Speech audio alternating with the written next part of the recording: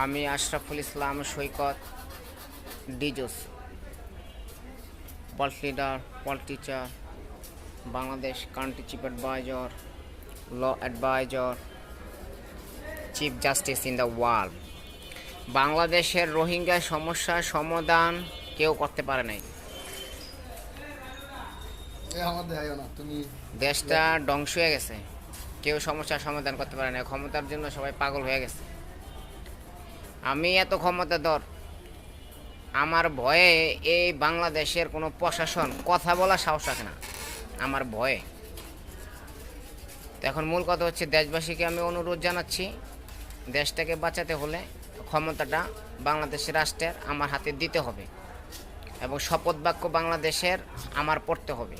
শপথ বাক্য পড়ে দেশটাকে আমি পরিচালনা করবো। এদেশের 18 কোটি মানুষই আমার নেতৃত্ব মানবে এবং মেনে চলবে।